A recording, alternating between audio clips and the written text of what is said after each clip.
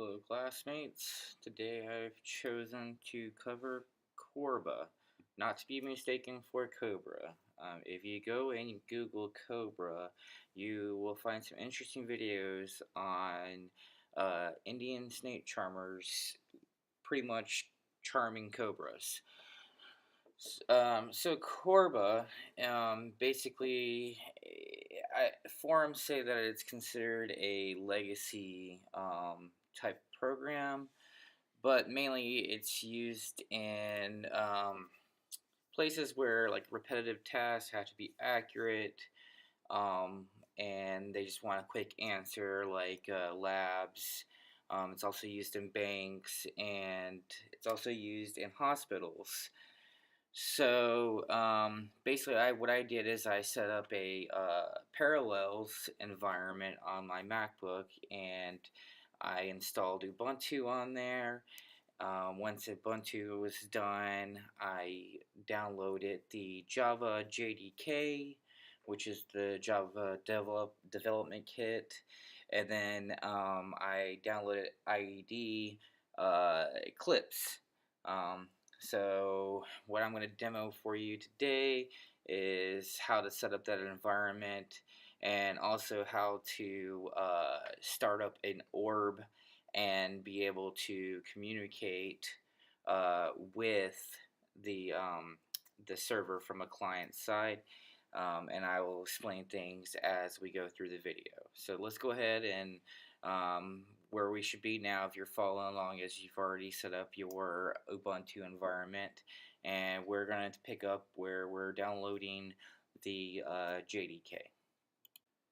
So I first went to Java's website and downloaded the JDK, and Eclipse comes back and says that the JDK was not installed, or that it's searched. So the easiest way to do it is I did a sudo apt-get from my terminal. Right there, I just updated to make sure I had the most current, like I guess you could say, like apt-get repository, and then just if you follow along and use the commands that I'm using and spell them right, you could just download it and it'll automatically install.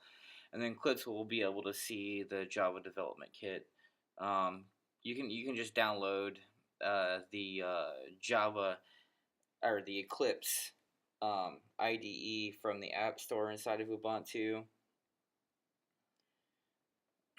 So basically just doing some updates, downloading some packages, unpackaging and installing. And then we're going to kick off our IED.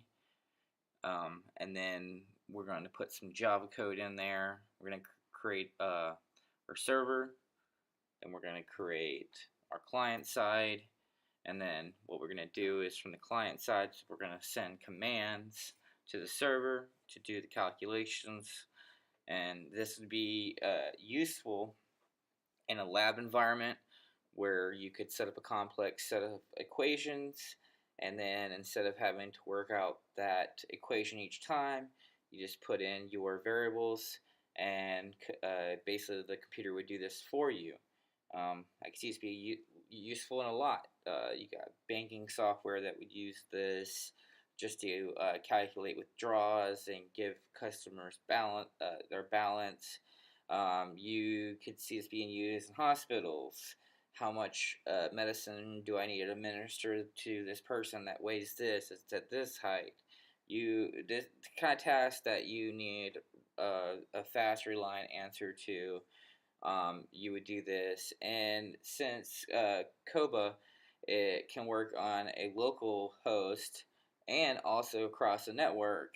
You know, this can work if you have multiple branches in a bank and you have a customer that lives between two towns and occasionally goes back and forth. It makes sure to give the central repository up-to-date information, so that way there's no requests or bad information. So it's pretty fast.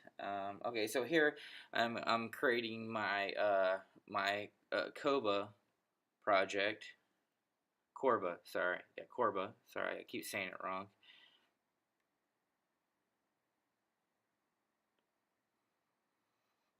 But yeah, this is pretty good. I like it. one of the main attractions I could see this being is did a lot of research, and apparently the military uses this to get some of their legacy programs to work correctly. So CORBA is used in our military. It makes sense. If you're making bombs, you don't want to put or making rockets, and you're fueling up jets. You want to make sure that your calculations are correct. So I can see it's being used heavily for calculations. I can see other applications being able to integrate this into an HTML form to have a client server, a form of a web app. But there are better ways to do web apps. If you're right here, if you're asked to install this, it's just asking you to install a text editor, so that way you can see your text inside of Java.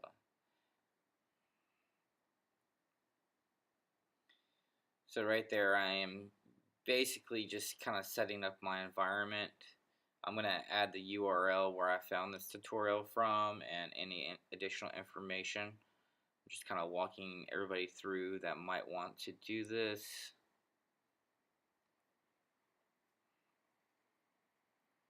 As you can see now, I can see my text file I just created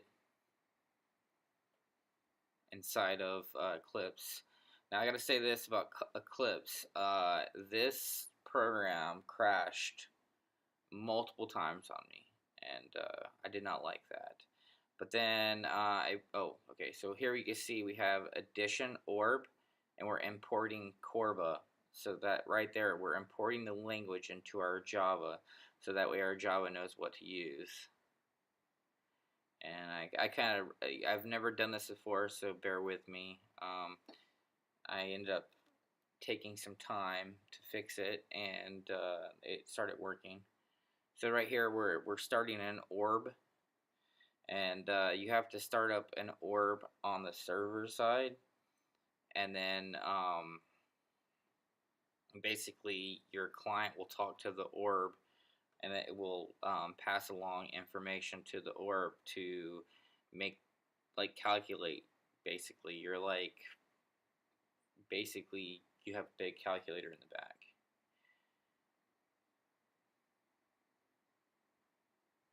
I also found out that these two folders, these two files I created, those are actually supposed to be in a default package.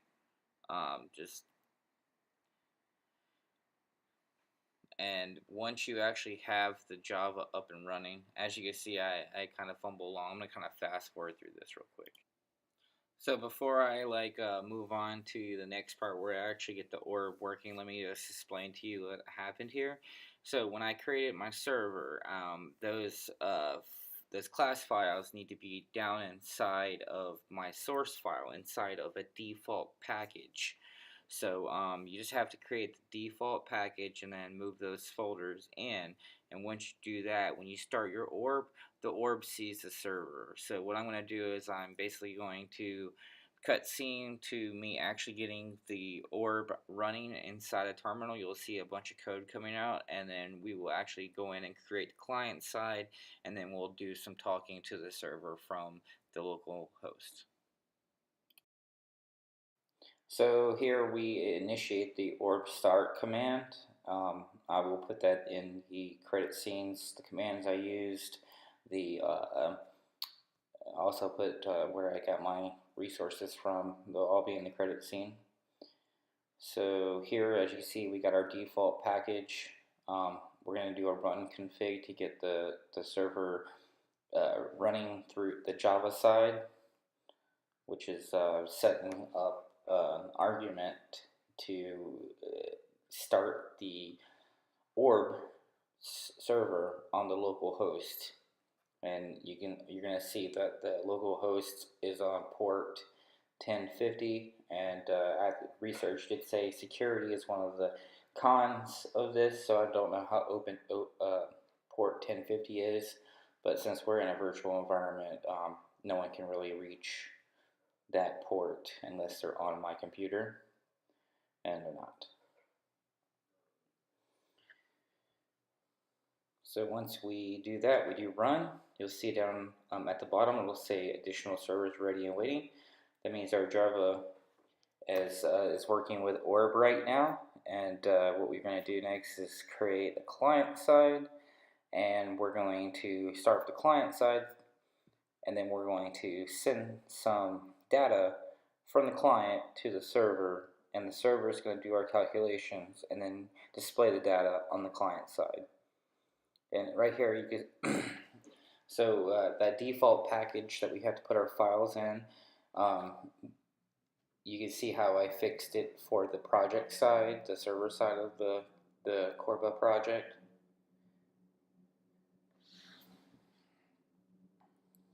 Here I'm just going to move over the, I'm going to copy the additional app package folder. The reason being is that you want the client side to have access to all the libraries and imports as long as the server side. That way they both have like the same set of instructions and the same definitions for those instructions. That way that they understand what's going on, what needs to be done. For instance, if I was to put in the code, there is a dot add. If the client side didn't have that package, it wouldn't know what dot add was because I'm not defining that dot add in my code. It's pulling from an imported library. So that's the great thing about CORBA, is that you can use Java, C++, Python. It doesn't matter which language. You just have to like define what language you're using, and you got the client side now, and then you got the server side now. Additional issues that I've researched is that if the server becomes out of sync with the client, you have a lot of issues. I would think like a reboot would fix that. I don't know how hard it is to reboot a server or the client side, but so here I'm creating my package.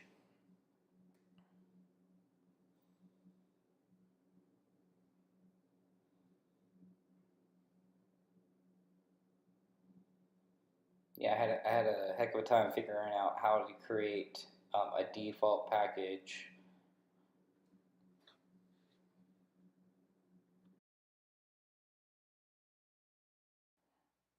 Alright, so we got our default package file. We got all our config stuff for our server side set up. We're going to refresh Java applets. Now you can see there is a start client folder, which you see is under the CORBA client, and we're going to put the same argument, localhost 1050. That's where we're going to host the server. And if there was an HTML incorporated into this, you could actually probably go into your browser, type in localhost and then the port, and then it would load the web page, and you could probably put like a GUI to this code right here instead of having a terminal. So as you can see, we do have our client side up, and we have a welcome to the edition system. It's going to ask us to put in a couple of numbers, and then it's going to add that for us. And as you can see, this could be very valuable in an environment that needs to make correct calculations without having to do it each time.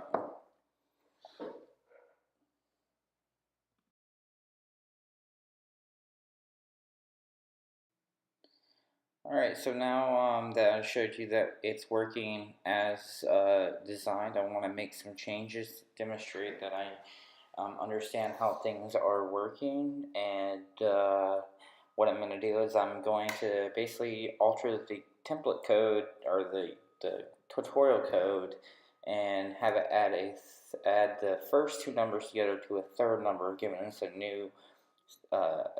new number.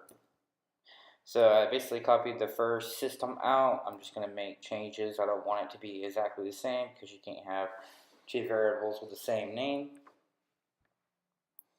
Then I'm going to set an integer to the letter D, and then I'm going to tell it to take that letter and parse it into like a data packet and then send it to the server, and then the server is going to take that orb, and that orb's going to say this is what language I'm using, here's my information, and then can you give me an answer and then send it back to me.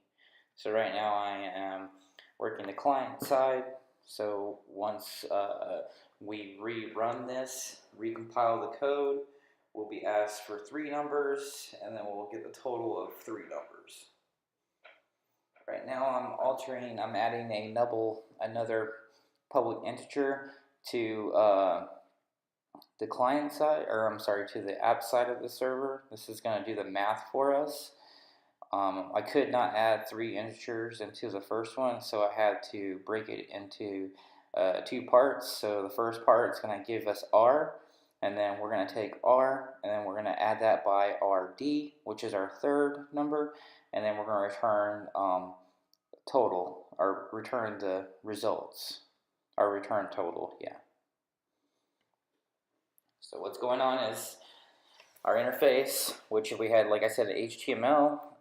In this, we could give it a graphical interface where there was like a text box, and the user would put in a number, and then that number would get sent to the server. The server would wait for the second number. You know, it's coming in 1 packet at a time. This is not too complex of a program, but since I'm not an expert at Java or CORBA, I figured I would start off with doing something that was around my skill level. So you see we were returning total, and then we're going to replace R in our system out to total, and that will actually give us the sum of our 3 numbers once it's compiled and ran.